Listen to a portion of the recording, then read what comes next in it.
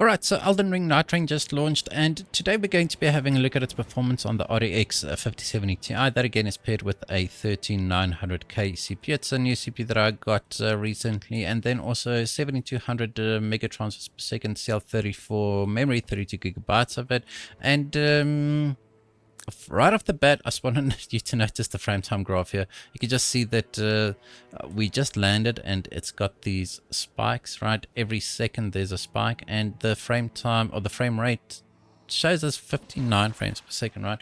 If we start capturing the loads, you can just see that it's not a very smooth experience, and moving the mouse, it feels kind of bad, right? So if we just have a look at our settings here, currently hate this menu. So currently we are at 1440p, and I just have everything set to maximum except for motion blur, right? I just disabled motion blur. So if we have a look at our performance here, let's reset. Now you can get rid of those frequent stutters, right? Just go into your inventory and move the mouse around a bit. You'll see that the game stutters quite a lot when you do that, but then when you go out of the menu, the stuttering is gone, but then it just starts to happen again, right? So that's the reason why I wanted to have a look at this game, because I saw the Steam reviews and a lot of people complained about a lot of stuttering, and right off the bat, just this specific issue is quite annoying. Now the funny thing is, it does disappear once we actually go to 4K, right? And over here you can see it doesn't always happen every second. Sometimes it disappears and sometimes it just comes back, right? So it is annoying, and it is, oops, I think I got the wrong weapon there. So it definitely it's definitely noticeable. I can notice it, right? And I'm not an avid Elden Ring player at all. I do suck in this game. I've never completed Elden Ring. Got about 40 hours in it, but I just do not have the patience to get good, as the young people would call it. Right, so 59 frames per second your average. That's just pretty strange, right? And the game is capped to 60 frames per second, same as Elden Ring, the original Elden Ring anyway. And there's no upscalers, there's no DLSS, FSR, XSS, nothing like that. There's no ray tracing. So what you see is what you get, right? The game does look over sharpened at times. There is quite a bit of pop-in, like the LOD seems to be a little bit low, and I just don't think that on a technical level it is that great, right? Sure, the art style makes up for quite a lot of it, but I'd personally would like at least a decent upscaler, because games built in anti-aliasing can be a little bit underwhelming, if I can call it like that, right? So let me just show you. Even if we go down to our lowest settings here, once again, the menu is definitely best navigated with a controller. I'm using a keyboard and mouse at the moment because I need to press buttons whilst recording. So even if we go down to the medium preset, right? Let me just show you the frame time graph here. It'll be funny if it does disappear now. All right, so it still happens. It's quite annoying, but you can see we're not GPU bound. Like we're not, I mean, we're hitting the engine cap of 60 frames per second, and we're definitely not CPU bound. We are using 9-10% of our CPU, so definitely an engine issue, and the medium preset just looks horrible. Just look at that. Now I'm pretty sure that something like DLSS can clean this up, or even FSR4. This is what I mean by the game's built-in TAA or anti-aliasing system. Like, there's just nothing that you can do about this except for modding. But then again, this game is basically an online game. Not always online. You can play it solo offline, like what I'm doing now.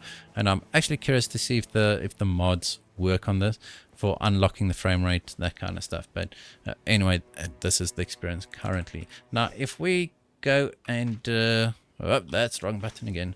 So if we go to 4K, yeah, just one thing, I am using an external capture card for my recording, so my recording is not affecting the performance of the game at all. It's going through an HDMI cable to a capture card on a second PC, and then coming back to my 4K monitor here. All right, so 4K, and if we just go ahead and select, I think I'm going to break it now. If we go to maximum again and just to disable motion blur, this is basically what I've been doing, and I just need to increase the the size of the on-screen display here. Give me a second. All right, it's big enough. And now you can see that our frame rate is perfectly capped at 60 frames per second, right? The stutter there. Is it going to happen again? I don't think so. Right, these stutters, they happen all the time as well. As you traverse the game, as you fight. So it seems to be a mixture of traversal stutter combined with shadow compilation stutter, because sometimes it'll happen with when a new effect occurs on screen. I cannot see my health. That is my excuse. The GPU clock's a number is in the way there, so that's my excuse. Anyway, whatever. We died. Now we're back to full health. So 60 frames per second. Our average is going to be 60 frames per second as well. It's just the lows are quite low because of the stuttering issues, right? But what I was saying is that the game does have some shadow compilation stutters and then also traversal stutter. So the difference between the two is a traversal stutter happens when you run past a certain area. The old area unloads and the new area loads, and it always happens, right? It doesn't matter how many times you run past the specific area, it'll always happen. Whereas with a shader compilation stutter, it'll happen once, okay? And when the shader is compiled, it does not need to stutter again. Okay, so that's the difference. But you can see there's quite a lot of stuttering. It's not the end of the world, but it is annoying. So I'm one of the people that are that's very sensitive to stuttering, and I despise stuttering actually. So when games stutter like this, it really breaks the immersion for me. I do not enjoy playing games with a lot of stutters. So this is not the worst stuttering, even though the frame time graph makes it look like the stutters are very bad. It's manageable sometimes, depending on how big it is. Most of them are small enough for me to just go, oh, this is annoying, but I'll continue to play. I mean, these guys obviously have a different idea of me continuing to play, but you can see that at 4K that specific issue of the frame time graph spiking every single second disappears. So I'm not sure what that issue is, what is causing it. Could just be that the load on the GPU is more, and for some reason it then stutters less, like as if you were CPU bound, but we're not CPU bound, right? So I don't know.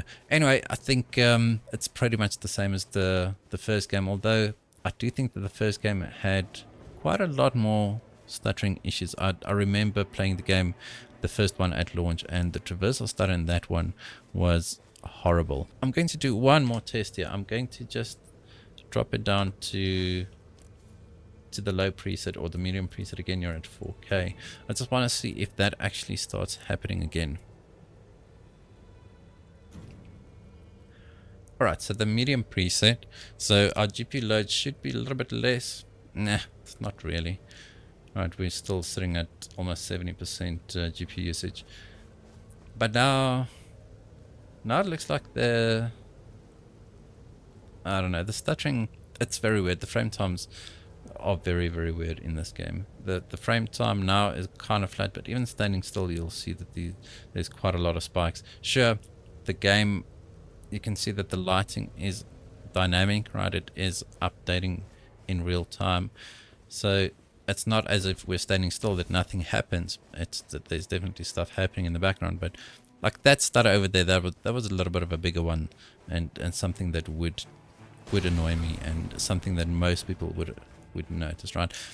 That said, I'm pretty sure it's a good game. Like, it is sitting at around 300,000 concurrent players on Steam at the moment. People seem to enjoy it.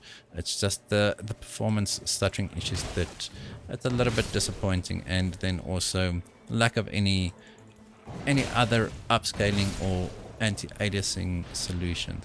We don't necessarily need DLSS upscaling here, but if we had DLSS DLAA or FSR native AA, I'm pretty sure the game's image would be a lot cleaner. Alright, that's going to be it for this video. Hope you guys enjoyed it. Oh, sorry, wait, one thing. I am actually in the process of making quite a few changes here on the channel. just I received quite a few GPUs from a very avid supporter. Thank you very much. I will do a shout out once I do get the GPUs, but I'm getting quite a few GPUs for those of you, or that's basically what I want to say. Yeah, and also I have a dedicated bench system now, so I should be able to make videos a little bit more frequently. So I'm going to be using my 7800 X3D system as a dedicated bench system, and then I'll be using my 13900K system, the one I'm playing on now, as my own personal system, and then also just to use it for some CPU benchmarks, where if we see an issue like this, for example, where we see frame time issues, I'll be comparing the 13900K versus the 7800 X3D to see if it's maybe a game issue, if it happens on both CPUs, or if it only happens on one CPU. It could be that the game doesn't play nicely with AMD CPUs or Intel CPUs, you know, that kind of stuff. So that's basically my aim for the channel going forward. I'll have 6 GPUs in total to test, and I'll be testing basically at least 5 of them in each new game that I'll be doing a video on. Alright, I think that's basically it. Alright. Thank you guys for watching. I hope you enjoyed this video. If you did, hit that like button, hit the subscribe button, and as always, we hope to see you in the next one.